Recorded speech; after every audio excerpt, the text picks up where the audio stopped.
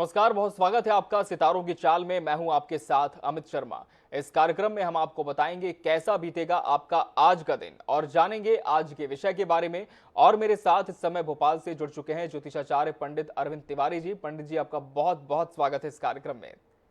तो चलिए इस कार्यक्रम की शुरुआत करते हैं।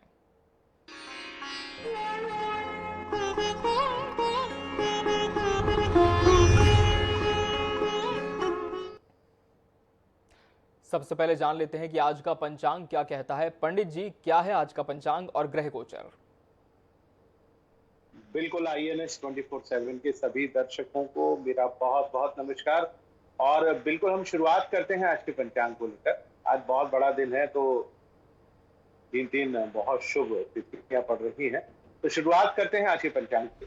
तो 30 मई 2022 का आज का दिन है, दिन सोमवार है। ज्येष्ठ मास के कृष्ण पक्ष की आज अमावस्या है। विक्रम संवत 2079 वर्तमान में चल रहा है। शक संवत वर्तमान में 1944 है। आज का जो राहु काल रहेगा वो रहेगा प्रातः 7:30 से 9। यानी हम जिस समय बात कर रहे हैं इस समय राहु काल चल रहा है। 9 बजे के बाद आपको जो शुभ काम करना है उनको आप अवश्य संभावी रूप से कीजिएगा। आज का जो ग्रह गोचर है वो कुछ इस प्रकार से बनता है। सूर्य इस समय वृषभ राशि में है। आज चूंकि अमावस्या है, जब भी अमावस्या पड़ती है तब सूर्य और चंद्रमा दोनों ही एक राशि में होते हैं, लेकिन आज 3 ग्रह एक राशि में। बुध ग्रह भी जो कि समय वक्री है और आज अस्त भी हो चुका है। तो सूर्य, बुध और चंद्रमा तीनों एक राशि में है। मंगल ग्रह समय मीन राशि यानी गुरु की राशि में चल रहा है। वहीं गुरु ग्रह समय मंगल के साथ मीन राशि में गोचर बना रहा है, जो कि बहुत ही शुभ संयोग बना हुआ है।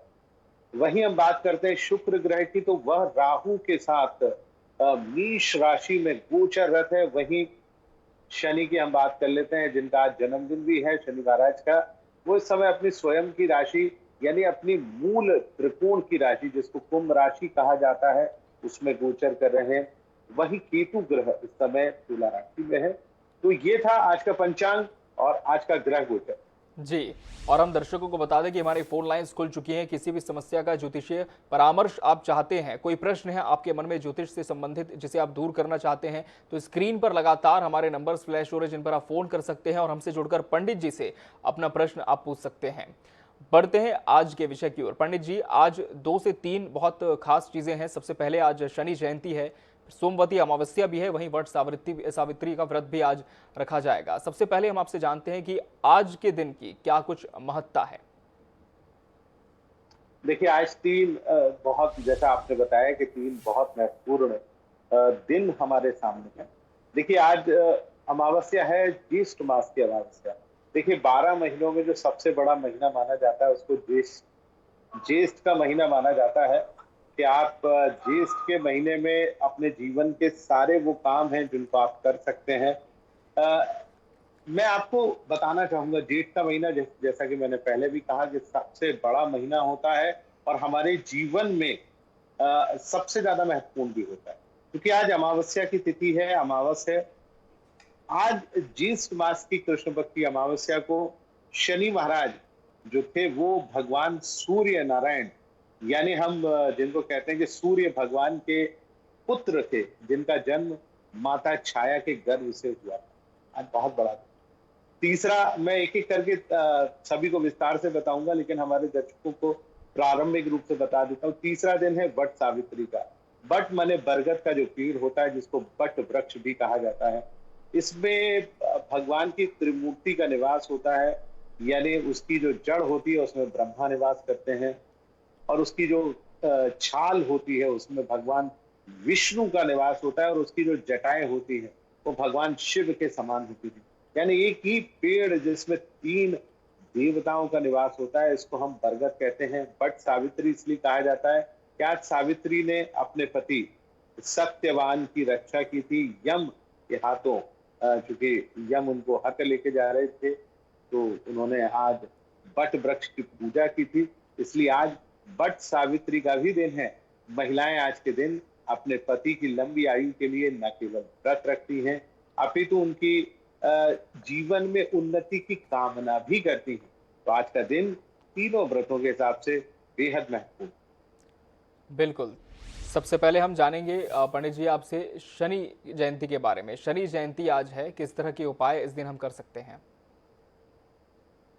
देखिए, शनि महाराज का जन्मदिन है और जैसा मैंने आपको बताया कि शनिदेव जो है वो सूर्य देव और उनकी जो दूसरी पत्नी थी छाया, उनके पुत्र माने जाते हैं। आज के दिन उनका जन्म हुआ था। जब उनका जन्म हुआ तो चूंकि शरीर उनका बिल्कुल काला था, बहुत ही सुंदर उनका व्यक्तित्व दिखाई नहीं देता था, बेहद परेशान वो अपने जीवन में रहते थे, क्योंकि वो अपने पिता के पास भी कई बार गए, यानी सूर्य के पास गए, लेकिन सूर्य ने उनको बहुत तवज्जो कभी भी दी नहीं, यानी चूंकि सूर्य उनको पसंद भी नहीं करते थे। तब उन्होंने जीवन में अपनी माँ के पास वो वापस लौटे और उन्होंने माँ से कहा कि ऐसा मैं क्या कर सकता हूँ जिससे मेरी जो स्थिति है वो मेरे पिता के तुल्य हो सके। तो उन्होंने कहा कि जैसे सभी लोग सारे देवी देवताओं की पूजा उपासना करते हैं, उनके निमित्त तपस्या करते हैं, तो उन्होंने कहा ठीक है। तो उन्होंने घनघोर तपस्या की और इतनी घनघोर तपस्या की कि पूरा ब्रह्मांड हिल गया। भगवान शिव की उन्होंने पूजा की, भगवान शिव से उन्होंने वरदान मांगा कि मेरी स्थिति मेरे पिता के बराबर हो, और चूंकि वो अपने आप को पिता से भी श्रेष्ठ बनाना चाहते थे, लेकिन भगवान शिव ने कहा कि ठीक है, हम आपको भी नवग्रहों में स्थान देंगे और आपको दंडाधिकारी यानी न्याय का अधिपति देवता बनाया जाता है। तो इस प्रकार भगवान शनिदेव को, चूंकि उनका आज जन्मदिन है, न्याय का अधिपति देवता बनाया गया। एक बार भगवान सूर्य का प्रेम अपने पुत्र के प्रति बहुत ही बढ़ा।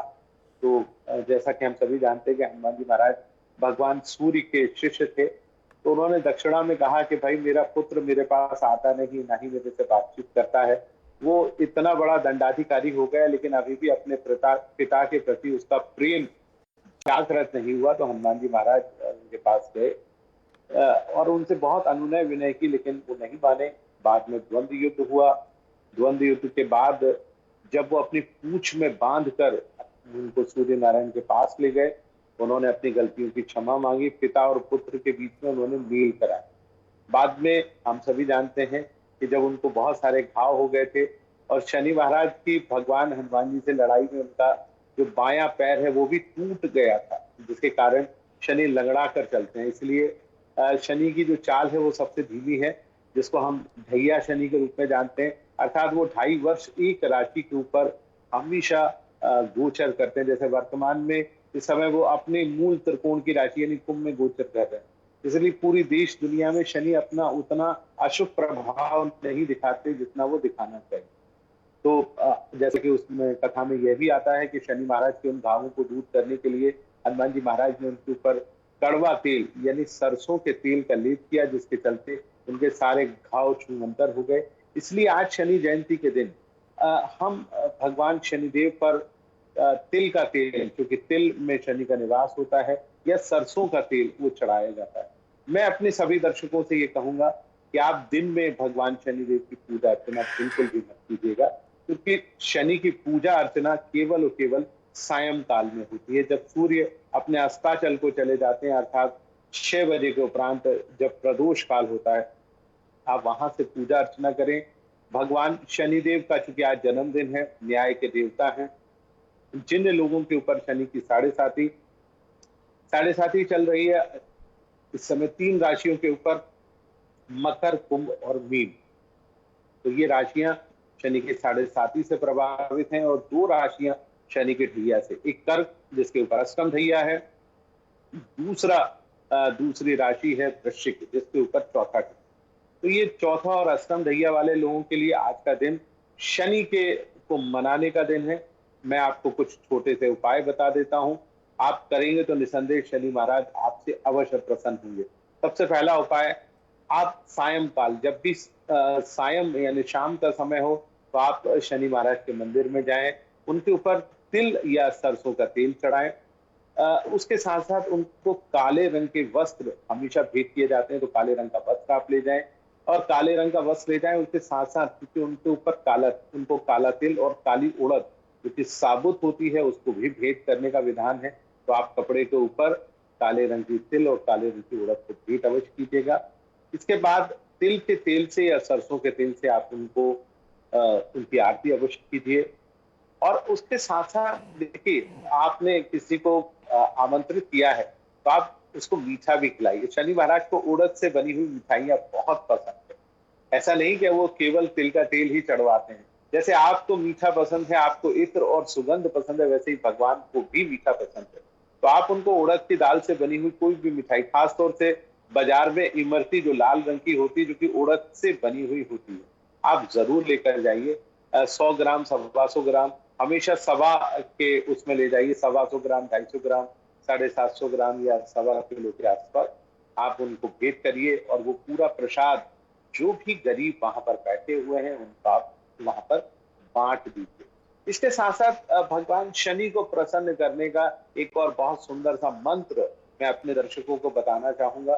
दर्शक, ये मंत्र आप सभी सुनते हैं। मंत्र इस प्रकार से है, ओम शम शनिश्चराय नमः। तो आप इस मंत्र का जाप करिए। आज के दिन में भगवान शनि को प्रसन्न करने का एक और बहुत सुंदर सा मंत्र है। वो मंत्र इस प्रकार से, जो कि उनका बीज मंत्र है, उसको हम जोड़कर बोलते हैं। वो मंत्र इस प्रकार से है, ओम प्राम प्रीम प्रोह सह शम शनिश्चराय नमः। तो आप इस मंत्र का जितना जाप करेंगे उतना ही शनिदेव आपसे प्रसन्न होंगे। हमेशा ध्यान रखिए कि जब भी आप शनिदेव को प्रसन्न करना चाहते हैं, रात्रि काल में जाप करें। उससे भगवान शनिदेव बेहद प्रसन्न होते हैं, क्योंकि वो रात्रि के देवता हैं। एक और चीज मैं अपने दर्शकों को बताना चाहूंगा। भगवान राम के जो पिता थे दशरथ, उनको भी शनिदेव ने बहुत तंग किया था। तो शनिदेव को उन्होंने प्रसन्न करने के लिए दशरथ कृत शनि स्तोत्र का उन्होंने निर्माण किया। आपको इंटरनेट पर मिल सकता है, नहीं हो तो किसी पुस्तक की दुकान पर आप देख लीजिए, वहां भी आपको मिलेगा। तो दशरथ कृत शनि स्तोत्र का पाठ भी आप कर सकते हैं। इसके अलावा हम सभी जानते हैं कि हर पति अपनी पत्नियों से हमेशा डरता है। ठीक उसी प्रकार से शनिदेव की 8 पत्नियां हैं, उनके नाम भी बहुत ही सुंदर से हैं। मैं उन सभी का नाम लिए देता हूं। आप यदि इस मंत्र का जाप भी करेंगे, उससे भी आपको लाभ होगा। नाम इस प्रकार से हैं, आप उनके नाम एक एक करके ले सकते हैं। ओम धर्जनी धामिनी कंटकी कली कूली कंकाली कलह प्रिया एते प्रातः स्मरे नितम शनि पीड़ा न जाए। यानी आप शनि पत्नियों के नाम यदि प्रातः काल यानी ब्रह्म मुहूर्त में लेते हैं, तो आपके ऊपर शनि की जी पीड़ा कभी भी नहीं होगी। लेकिन इस बात का ध्यान रखिए कि शनि पत्नियों के नाम दिन में प्रातः काल ही लिए जाते हैं। जी पंडित जी, बिल्कुल। इस वक्त एक दर्शक हमारे साथ जुड़ चुके हैं बिहार से, सौरभ। सौरभ जी, बहुत स्वागत है आपका सितारों की चाल में। जिनके विषय भी आपका प्रश्न है, उनके जन्म की पूरी तिथि, समय और स्थान पहले बताएं। पंडित जी प्रणाम। पंडित जी जी जी मैं जी प्रणाम। सौरभ बोल रहा हूँ। मेरा जन्म स्थान बिहार है और सुबह 4:10 है सर। जी, जन्म की तारीख बता दें पूरी। जन्म की 25/12/92 है। 25/12/92। जी जी तो जी मेरा शादी कब होगा और मेरा पारिवारिक जीवन कैसा रहेगा, ये पंडित जी से सवाल था मेरा। जी पंडित जी। चलिए सौरभ जी, आपने प्रश्न पूछा। आपकी कुंडली कुछ इस प्रकार से बनती है। वृश्चिक लग्न और धनु राशि की है। मांगलिक कुंडली है, अष्टम भाव में मंगल है। सबसे पहले तो कुंडली मिलाकर विवाह कीजिए। नहीं करेंगे सौरभ जी तो मुझे लगता है वैवाहिक जीवन सुखद नहीं रहेगा। इसके अलावा 2 और चीजें आपके जीवन में है, वो है सप्तम भाव में केतु और लग्न में राहु का बैठना। ये भी ठीक नहीं माना जाता। इसलिए विवाह बहुत सोच समझ के कुंडली मिलाकर किसी योग्य विद्वान से कुंडली अवश्य मिलवाइए, तभी आप विवाह कीजिए। नंबर 3, आपने कहा कि आपका विवाह कब होगा। इसका उत्तर भी मैं आपको दिए देता हूँ। वर्तमान में जो दशा चल रही है, मंगल में बुध का प्रत्यांतर है और ये प्रारंभ हुआ है 8 अप्रैल 2022 से और ये चलेगा 5 अप्रैल 2023 तक। मुझे लगता है कि इसके बीच में आपका विवाह अवश्य हो जाना चाहिए। लेकिन कुंडली मांगलिक है, मंगल की शांति कराएं। उसके साथ साथ गुरु ग्रह, चूंकि आपकी कुंडली में पंचम भाव और आपका राशि स्वामी है, उसको भी कहीं ना कहीं मनाने का प्रयास और अवश्य कीजिएगा। बाकी ईश्वर आपकी मदद अवश्य करे। बिल्कुल। वहीं पंडित जी से निजी परामर्श भी दर्शक ले सकते हैं। उनके नंबर हम लगातार स्क्रीन पर फ्लैश कर रहे हैं। पंडित जी, हम फिर से लौटते हैं विषय की ओर। हमने शनि जयंती की बात करी और अब हम बात करेंगे सोमवती अमावस्या और वट सावित्री व्रत की, कि इसके लिए हम किस तरह के विशेष उपाय कर सकते हैं, आपसे संक्षेप में जानेंगे। देखिए सोमवती अमावस्या, जिसका तात्पर्य होता है सोमवार को पड़ने वाली अमावस, अर्थात जिस सोमवार को ये अमावस पड़ती है। अमावस का मूल तात्पर्य होता है कि जब भी सूर्य और चंद्रमा दोनों एक साथ एक ही राशि में बैठ जाते हैं, तो वो अपना जो शुभ प्रभाव है उसको खो देते हैं। इस समय क्योंकि ये वो काल होता है जिसको हम ट्रांजिशन फेस यानी संक्रमण काल होता है, इसमें बहुत सारी ऐसी चीजें हैं जिनको आप करना चाहते हैं, वो आपको जीवन भर लाभ देती है। यानी इस समय में आप पवित्र नदियों में स्नान करते हैं, पवित्र नदियों के जल से आप स्नान करते हैं, अपने ऊपर जल का छींटा डालते हैं, तो आप मानकर चलिए कि आपके ऊपर पड़ने वाले अशुभ ग्रह दोष या आपके जीवन की जो समस्या है उससे आपको कहीं ना कहीं निदान अवश्य मिलता है। क्योंकि आज बहुत बड़ी अमावस्या है। हमने आपको पहले भी बताया कि 12 महीने में सबसे बड़ा महीना ज्येष्ठ का महीना होता है। ज्येष्ठ का मतलब ही होता है बड़ा। तो आज बड़े महीने की अमावस्या है और कल से आप देखिए कि शुक्ल पक्ष प्रारंभ होगा, बहुत ही सुंदर समय प्रारंभ होगा। तो आज के दिन आप पवित्र नदियों में स्नान करें, दान अवश्य कीजिएगा। आज स्नान, दान और पूजा तीनों का बहुत महत्व होता है। दान में क्या करें? देखिए, दान आपको वो करना है कि आप किसी ब्राह्मण को अपने घर बुलाएं।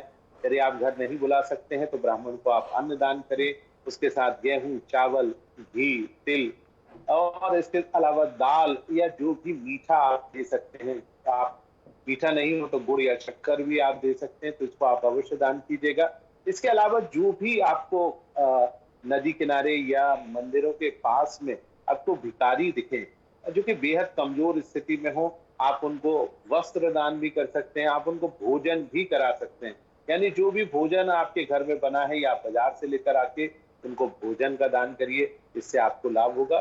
तो आज के दिन में आप ये तीनों चीजें कर सकते हैं, स्नान, ध्यान और पूजा। शाम के समय जब अमावस्या का समय रहे तो आज शाम को भगवान शिव की पूजा आप अवश्य कीजिएगा। भगवान शिव की पूजा, आप उनके मंत्र का जाप कर सकते हैं, आप उनको आज अभिषेक आप उनका कर सकते हैं। भगवान शिव का अभिषेक तो सुबह प्रातः काल से मध्य रात्रि तक कभी भी किया जा सकता है। उनके मंत्र का जाप अवश्य करिए, महामृत्युंजय मंत्र का जाप करिए, भगवान शिव के शिव तांडव स्तोत्र का आप जाप कीजिए, भगवान शिव के शिव महिम्न स्तोत्र का जाप कीजिए। मुझे लगता है इससे आपके जीवन की जितनी भी समस्याएं हैं उनका समाधान अवश्य होगा।